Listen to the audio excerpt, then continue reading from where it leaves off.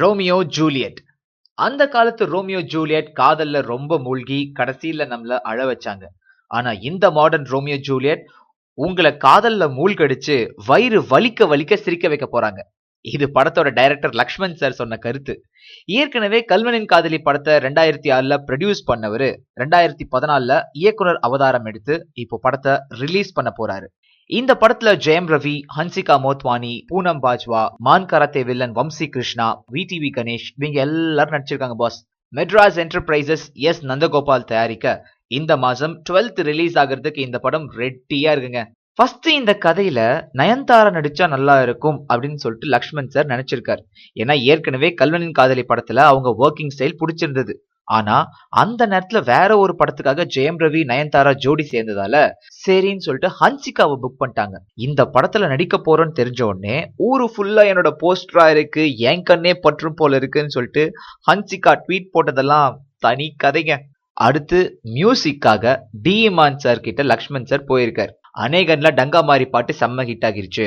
நம்ம படத்துலயும் குத்து பாட்டு வேணும், போதா குறைக்கு ஹீரோ தீவிரமான டிஆர் ரசிகன் வேற, சோ ஒரு பாட்டு கொடுங்கன்னு கேட்க அவரு டங்கா மாரி எழுதின ரோகேஷையே கூப்பிட்டு ஒரு பாட்டு எழுத சொல்லியிருக்காரு. அந்த பாட்டை நம்ம அனிருத் பாட அப்படிதாங்க டண்டனக்கா உருவாச்சு. ஆனா அங்கதான் பிரச்சனையும் உருவாச்சு.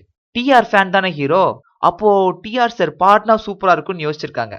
அது கஷ்டம் அப்படின்றதுனால அவரு பேசினா கூட ஓகே அப்படின்னு திங்க் பண்ணி யூடியூப்ல இருந்து 1 மணி நேரத்துக்கு டிஆர் வீடியோஸை நம்ம டி இமான் சார் டவுன்லோட் பண்ணிருக்காரு. அதுல இருந்து எதெல்லாம் பாட்டுக்கு செட் ஆகும் அப்படின்னு சொல்லி தேடி அந்த டண்டனக்கா பாட்டை டிசைன் பண்ணிருக்காராமா. அதுக்கப்புறம் சிங்கிள் ட்ராக் ரிலீஸ் ஆச்சு.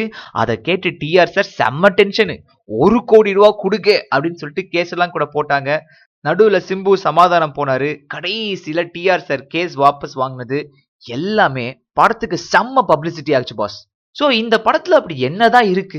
டைரக்டர் லக்ஷ்மண் நமக்காக ஒரு டெம்ப்ளேட் கொடுத்திருக்காரு. சமீபத்துல ரிலீஸ் ஆன ட்ரெய்லரும் கன்ஃபார்ம் பண்ணிச்சுங்க. அதாவது ஃபர்ஸ்ட் ஹாஃப்ல ஹன்சிகா வில்லன், செகண்ட் ஹாஃப்ல Jayam Ravi villain. Boxer, kick boxer, army man இப்படி எல்லாம் நடிச்ச நம்ம ஜெயம் ரவி இதுல பர்சனல் ட்ரெயினரா நடிக்க மறுபடியும் ஏர் ஹாஸ்டஸா ஹன்சிகா மோத்வானி களமிறங்குறாங்க. ஜெயம் ரவி சேரில இருக்காரு, ஹன்சிகா மாடி வீட்டு தேவதை, காதல் பத்திக்குது.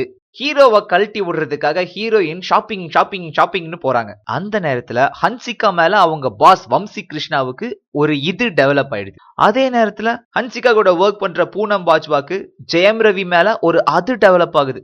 அதுக்கப்புறம் இன்டர்வல். அடுத்த ஹாஃப்ல நான் உன் கூட இருக்கக்கூடாதுன்னு நினைச்சேன்னா என்ன ஷாப்பிங் கூட்டிட்டு போன்னு சொல்லிட்டு ஹன்சிகா கிட்ட ஜெயம் ரவி சொல்ல எலியும் பூனையுமா 2 பேர் அடிச்சுக்கிறாங்க. இதுக்கு நடுவுல ஆர்யாவாவே வராரு. அவருக்கு பர்சனல் ட்ரெயினரா ஜெயம் ரவி ஃபைட்லாம் பண்றார்.